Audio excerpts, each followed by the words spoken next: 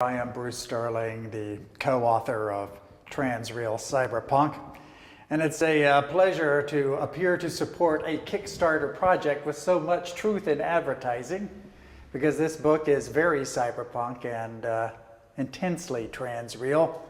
I'm sure the first thing on your mind is, how did you, Bruce Sterling, manage to put up with Rudy Rucker for 30 years and 9 stories? And I think it's important that I explain that. You see, Rudy's a visionary, and he's a real visionary. He's the only cyberpunk writer who ever taught science in universities.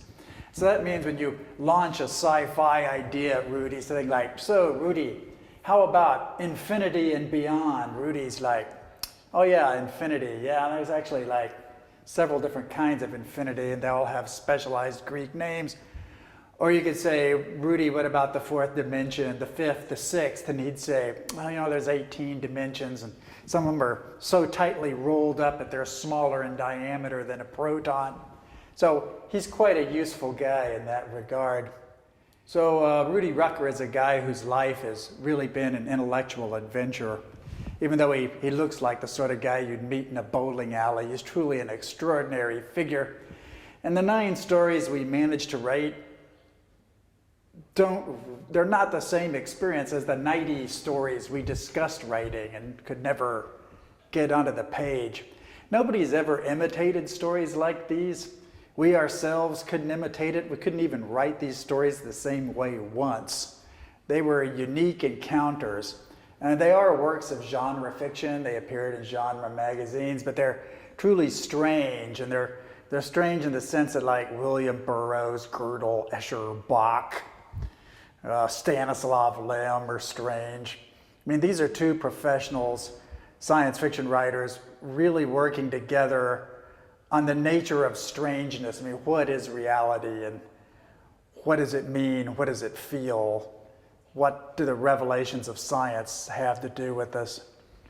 So we struggled and we learned from one another. Most of these stories are pretty good in the sense that they are readable. A couple of them are surreal train wrecks, just really exciting verbal disaster areas.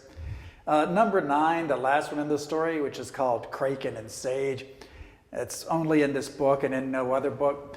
It's actually a pretty good story, in my opinion. I think it's one of our stronger efforts. We seem to be leaving on a high note here, which is pleasant to see, and a thing that gives me a sense of happiness about this collection. And to kind of sum it up after a few decades, I mean, this is a book about the intellectual troubles that cyberpunks have. And you might wonder what those are. I mean, you're cyberpunks, okay? Why do you make such a fuss for such a long time? Is it politics? Is it class? Is it race? Is it nationality, gender? Is it a generational thing? I mean, what really seems to be the trouble? Well, this book is really about cyberpunk reality trouble. There's like more of that concentrated trouble in this book, I think, than in any other work I had anything to do with. And if you support this project, I think it's evidence that you get it and you sympathize. So thanks for your attention. I hope you enjoy the book. Hi, I'm Rudy Rucker, and I want to tell you about a new book called TRANSEAL Cyberpunk. It's a book of 9 stories by me and by Bruce Sterling. It's stories we've written together over the last 30 years. The first 8 of them appeared in Asimov Science Fiction or in Tor.com, and the final story we wrote especially for this volume, TRANSEAL Cyberpunk. The meaning of that is transreal means writing science fiction that is in some sense about your real life, and cyberpunk means like having sex and drugs and rock and roll and hardcore golden age kind of riffs. It's got that punk rock beat to it, that rapid fire, nihilist, anti-establishment vibe. We've got giant ants, we've got flying jellyfish, we've got the end of the universe several times, several different ways. And in the final story, we have a giant kraken, and that's kraken with a K. I did a painting for it. Let me back off a little, see if you can see that. The story's called Kraken and Sage, and I'm the sage, and Bruce is the kraken. And you can see me there living in my handcrafted sequoia treehouse. And Bruce is there in the form of a flying jellyfish.